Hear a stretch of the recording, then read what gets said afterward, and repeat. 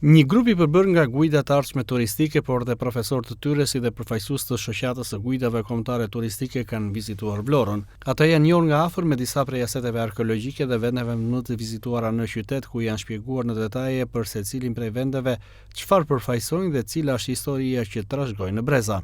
Ajo që është normalisht e rëndësishme është flamuri dhe monumenti I pavarësisë I ndërtuar nga kësaj qenome. Tre figura kryesore që janë aty, Isa Boletini, Luiz Burakuqi dhe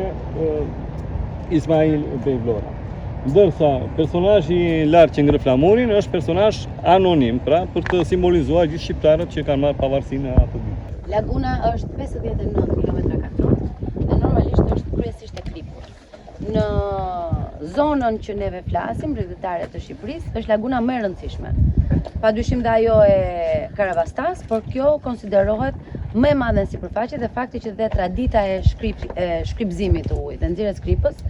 ka qenë një nga aktivitetet kryesore dhe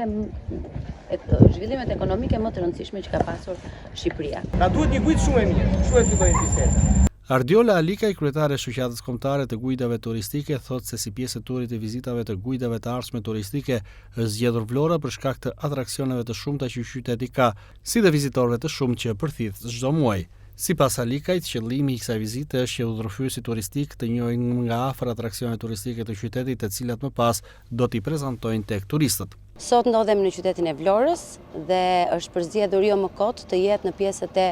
itinerareve turistike, ku guidat e ardhshmet po trajnohen dhe po përgatiten që të jenë të aftë të bëjnë ture, të zhvillojnë informacion, të japin narrativ për këtë qytet që është një nga shtyllat kryesore të turizmit në Shqipëri, siç e shikoj unë si ekspert e turizmi prej disa vitesh, por edhe me profesion që kam historiane me profil arkeologji.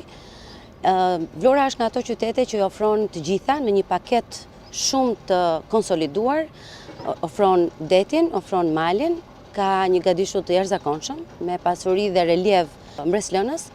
që bëhen ture me varka, ka malin, ka zonat përreth Vlorës që janë tashmë një potencial shumë I madh për të zhvilluar turizmi rural dhe atë të aventurës, dhe sidomos atë që neve rëndom tani e përmendim në për të gjitha këto portalet, duke folur për të trequr vëmendje të zhvillimit të turizmit të qëndrueshëm dhe gjithashtu ka turizmin e kulturës. Sot ndodhem përballë Muzeut të Pavarësisë, që është edhe nga bërthamat e gjithë shtetformimit të Shqipërisë, prandaj dhe Vlora I përmban të gjithë komponentët për të qenë një destinacion për turizmin elitar. Ishulli I Sazanit në vetvete që po merr vëmendje të jashtëzakonshme, zona e Bregdetit që po zhvillohet me gjitha këto rezortet me pesyje që janë një potencial për zhvillimin e turizmit elitar dhe ne shpresojmë shumë që për gjithë këta udhëfyes të rinj që po dalin në treg, do të ketë jo vetëm punë, por do të ketë edhe cilësi. Studentët që janë duke u formuar në këtë grup në fakt janë nga të gjitha cepat e Shqipërisë, ka një koncentrat padyshim zona e Shqipërisë mesme, nëse ata nuk janë lindur dhe rritur në qytetin e Tiranës apo në zonat përreth, ata janë banues në qendër të Shqipërisë, por kemi edhe nga Shkodra, kemi edhe nga Ksamili, kemi nga Vlora dhe krijohet një lloj dinamike shumë e këndshme edhe kur bëhen këto leksionet dhe diskutimet midis udhëfyesve janë gjithmonë më shumë të pasura me shembuj dhe me realitete të ndryshme nga Korça kemi, sepse të gjithë këta sjellin atë realitetin e tyre të vogël në ato zonat e tyre lokale, me gjithë pasuritë që ka kulinaria, normat, vlerat familjare të tjerë. Kastriot Faci, udhëfyes malor, tregon një pjesë të atraksioneve turistike dhe siteve arkeologjike që kanë vizituar, teksa thotë se për udhëheqësit turistik është tepër I rëndësishëm njohja nga afër me detajet dhe historinë e këtyre vendeve, duke ia shpjeguar më pas në detaje turistëve në mënyrë që ata të njihen me një pjesë tonën dhe atë se çfarë përfaqësojnë këto vende. Ishte një ditë e veçantë sepse ndodhemi pikërisht në një nga atraksionet shumë potenciale që ka Shqipëria, konkretisht jugu I Shqipërisë, pikërisht në qytetin e Vlorës. Gjatë kësaj dite ne patëm rastin dhe mundësinë të njihemi me disa nga këto atraksione, së bashku me 33 cilët janë pjesë e këtij kursi që po përfundon tashmë për udhëfyes turistik kombëtar, I organizuar nga Natka. Ne patëm rastin që të startoheshim këtë ditë sot pikërisht aty ku në vitin 1912 me 28 nënor pikërisht u ngrit edhe flamuri dhe u formu qeveria parë shqiptare. Elsava Dedja, guide ardhshme turistike, është pjesë e trajnimit 6 mujor, ndërsa krahas teorisë është dhe praktika njëje nga afër e atraksioneve në teren. Sipas Dedajt, numri guidave turistike të licencuara duhet të shtohet gjithmonë edhe më tepër për shkak të rritjes së numrit të turistëve që gjithmonë edhe më shumë zgjedhin Shqipërinë. Duke qenë se kërkesa për turizmin po rritet vazhdimisht, sidomos për Vlorën si qytet edhe jugun e Shqipërisë, për t'i ardhur në ndihmë, po shtojmë numrin e guidave të licencuar.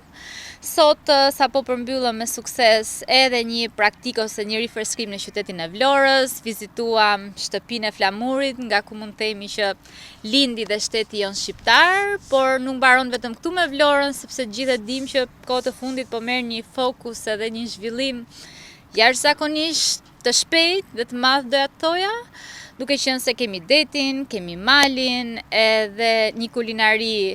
jo të paarritshme ndoshta do të thoja, dhe jam shumë e lumtur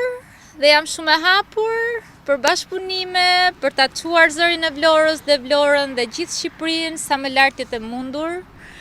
këtë vit dhe në gjithë vitet në vazhdim. Guidat e ardhshme turistike të licencuara kanë zhvilluar një tur në gjithë Shqipërinë duke vizituar qytetet me atraksionet më të shumta turistike ku pjesë ndalesës nuk mund të mos ishte edhe Vlora.